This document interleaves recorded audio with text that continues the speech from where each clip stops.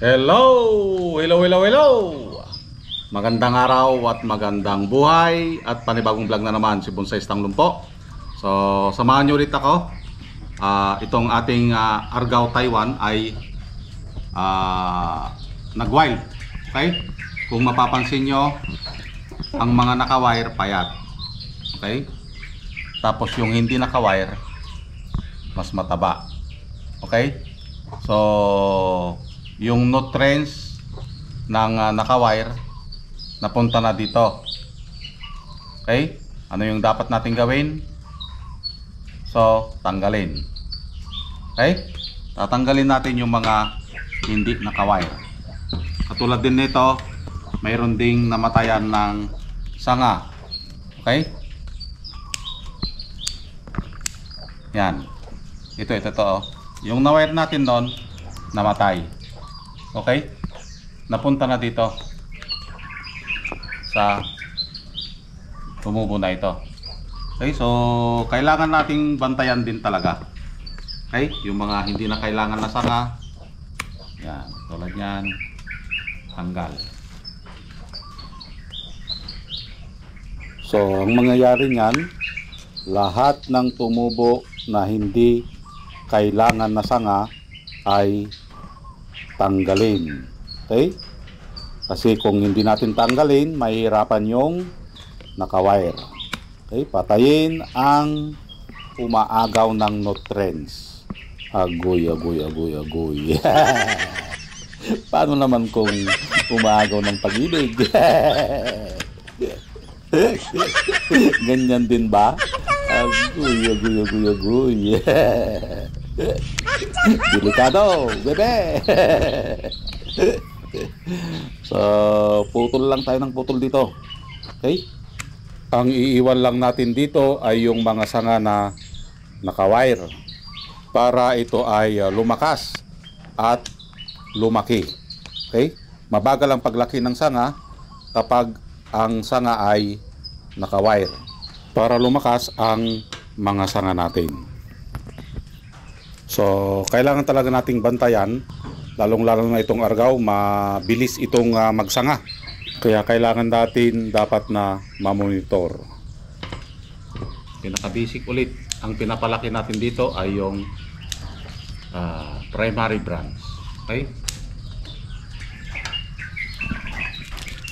So, after natin matanggal ng mga sanga na hindi na kailangan, ito naman ay ating i-defoliate or tatanggalin yung mga ibang mga dahon nito.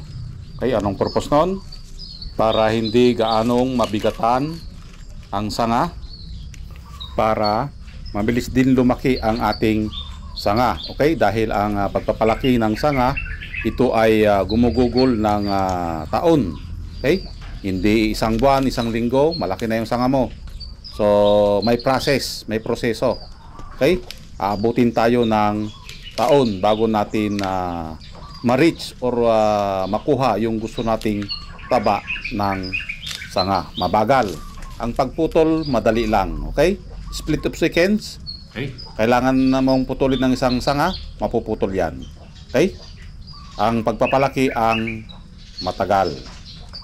Yan. Kaya wag basta-basta magpuputol ng sanga kung ito ay pinapalaki mo. The more na nagmamadali ka sa pagputol, the more din na matatagalan ka sa pagbuo nito. Okay? Ito yung kapalit ng sanga kanina na namatay. Okay? Yan yung nang-agaw ng nutrients. Agoy. Kailangan nating talian at ipilipit. Okay? Kung mapapansin nyo, pinutol natin. Okay, para humabol yung nandito sa baba. Kasi mas mataba na ito kaysa dun sa nandito sa mga baba.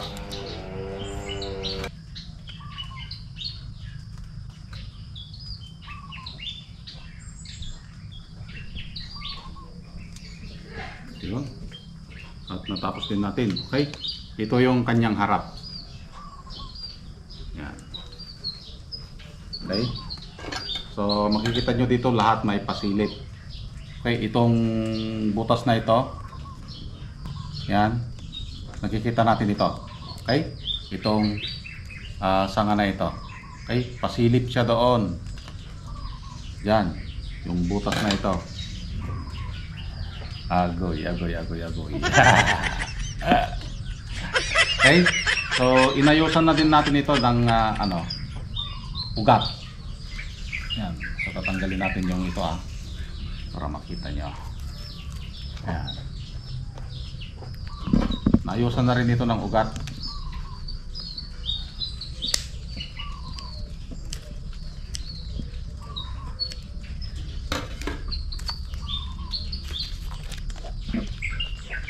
Kita nyo yung ugat niya dito, halos gumanon. Makikita natin yung paa. Okay? So, ito sa gabal ito para hindi na siya alin natin dito sa ayun may ugat na siya So may ugat na.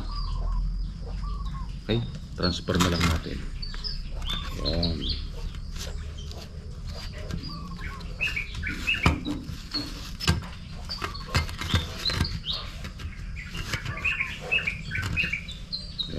May isa na namang bonsai materials na maliit. Okay? Ito yung kanyang harap. Okay? Mayroon na tayong first branch. Okay? Back branch. Ito yon. Ito. Punta doon sa back. Okay?